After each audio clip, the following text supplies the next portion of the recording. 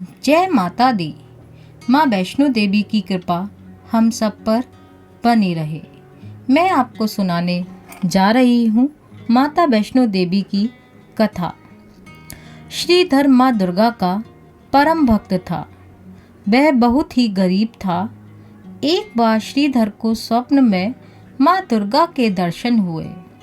श्रीधर माँ दुर्गा के उस स्वप्न को देखकर इतना प्रभावित हुआ कि उसने माँ दुर्गा का भंडारा करने का निश्चय किया, लेकिन गरीब होने के कारण वह मोहल्ले के लोगों को भंडारा कराने में अशक्त था।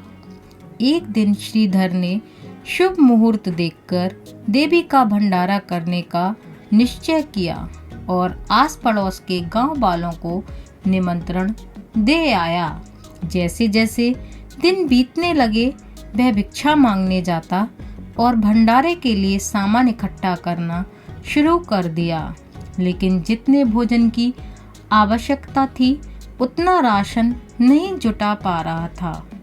इसी तरह दिन बीतते गए और भंडारे का दिन आ गया। उस दिन श्रीधर को नींद भी नहीं आई और उन्होंने देवी के सामने अपनी आंखें बंद की और अब सोचने लगे कि मैं सबको कैसे खिलाऊंगा। भक्त श्रीधर माँ दुर्गा से विनती करने लगा कि हे माँ, मेरी मदद करो। इसी दौरान गांव के कुछ लोग भंडारे के लिए आने लगे और जैसे जैसे सब उसकी झोपड़ी में बैठने लगे, श्रीधर की चिंता और बढ़ने लगी।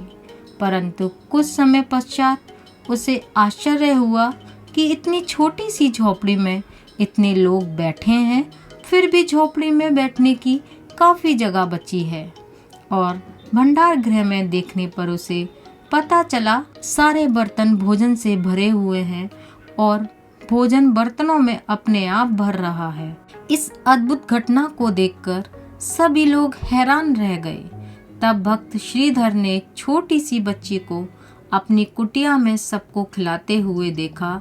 उसे यह जानने में देर नहीं लगी कि वह लड़की कोई और नहीं बल्कि खुद माँ दुर्गा थी।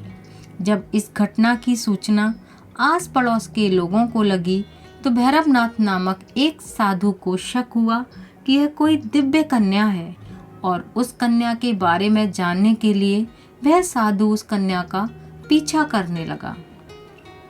भैरवनाथ को देखकर देवी तेजी से भागने लगी। भैरवनाथ भी उनका पीछा करने लगा। तब देवी कन्या रूप से वायु रूप में बदलकर त्रिकुटा पर्वत की ओर उड़ चली। ऐसा माना जाता है कि जब देवी भैरवनाथ से बचकर जा रहे थे तो भगवान हनुमान उनकी रक्षा के लिए भैरवनाथ से लड़ने लगे।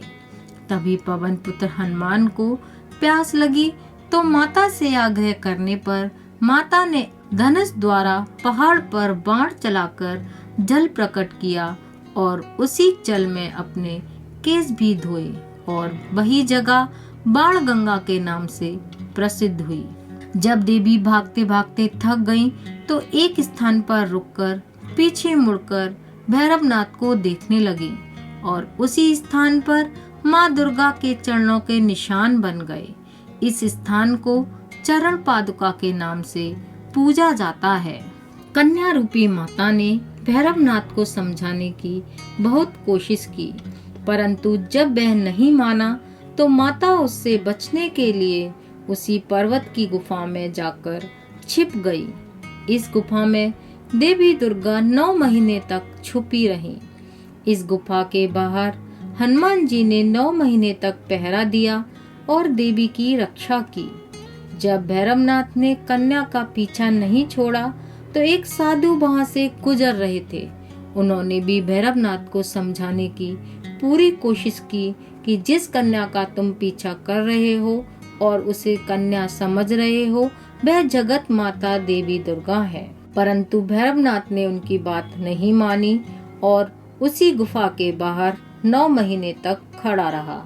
कहा जाता है कि देवी दुर्गा उस गुफा की दूसरी ओर से मार्ग बनाकर निकल गई। तभी से इस गुफा को अर्ध कुमारी या आदि कुमारी या गर्भजून के नाम से भी जाना जाता है। जब माँ दुर्गा गुफा से बाहर नहीं निकली तो भैरवनाथ गुफा में घुसने की कोशिश करने लगा। यह देख पहरा दे रहे हनुमान जी क्रोधित हो गए और भैरवनाथ को युद्ध के लिए ललकारा। हनुमान और भैरवनाथ का युद्ध बहुत समय तक चलता रहा और उस युद्ध का कोई अंत नहीं दिखा। ऐसा देखकर माता दुर्गा ने महाकाली का रूप धारण किया और भैरवनाथ का सर धड़ से अलग कर दिया।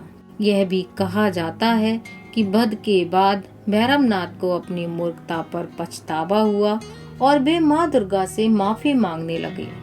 माता वैष्णो को भैरवनाथ पर दया आ जाती है, इसलिए उन्होंने भैरवनाथ को माफ कर दिया और उन्हें पूर्व जन्म के चक्र से मुक्ति प्रदान की।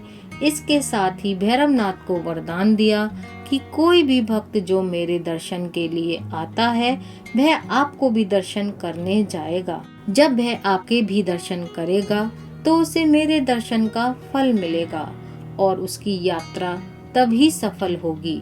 मैं उम्मीद करती हूँ आपको ये कहानी अवश्य पसंद आएगी। पसंद आए तो कमेंट करके जरूर बताना। अपने फ्रेंड्स और फैमिली मेंबर्स के साथ शेयर भी करना। मिलती हूँ फिर एक नई जानकारी के साथ। तब तक के लिए जय माता दी।